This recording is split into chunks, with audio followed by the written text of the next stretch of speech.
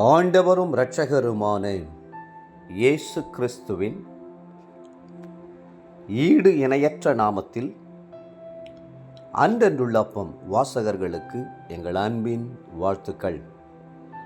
2025 ஆண்டு மே மாதம் 19ஆம் தேதி திங்கட்கிழமைக்குரிய தின தியானம்.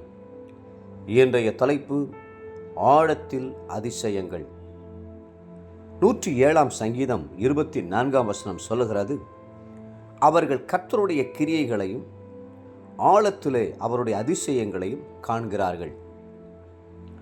தேவனுடைய பிள்ளைகளுக்கு ஆழம் என்பது ஒரு பயங்கரமான இடமும் அல்ல, போராட்டமான இடமும் அல்ல.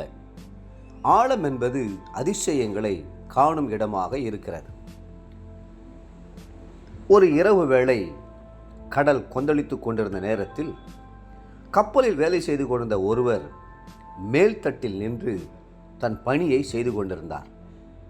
மற்ற கப்பல் தொழிலாளிகள் அனைவரும் தூங்கிவிட்டார்கள். திடீரென்று கப்பலின் மேல் மோதின ஒரு பெரிய அலையினால் கப்பல் ஒரு பக்கமாய் சாய்ந்தது. அப்பொழுது அவர் மேல்தட்டிலிருந்து கடலுக்குள் விழுந்து விட்டார். அவர் கடலுக்குள் விழுந்ததை யாரும் கவனிக்கவில்லை.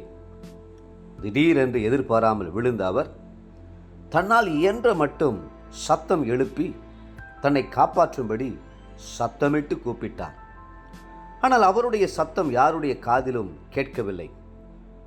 இரவு நேரத்தில் கடல் கொந்தளித்து கொண்டிருந்ததாலும் அதில் பிரயாணம் செய்த எல்லாரும் நித்திரையில் இருந்ததினாலும் அவர் எழுப்பின கூக்குரல் யாருடைய செவியிலும் விழவில்லை.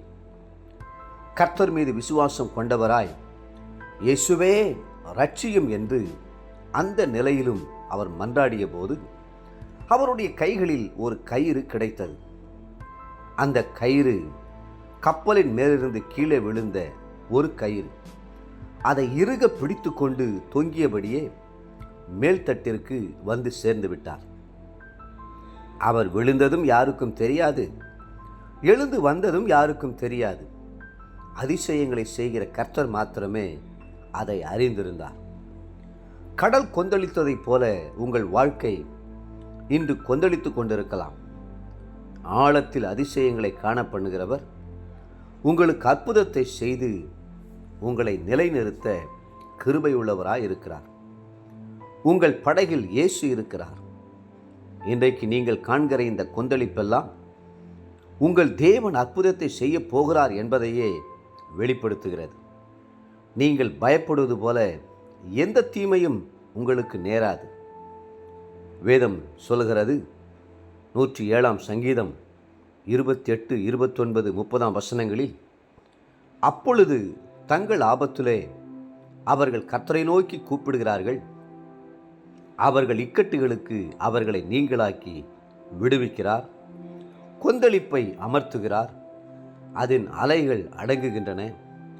அமைதல் உண்டானது நிமித்தம் அவர்கள் சந்தோஷப்படுகிறார்கள்.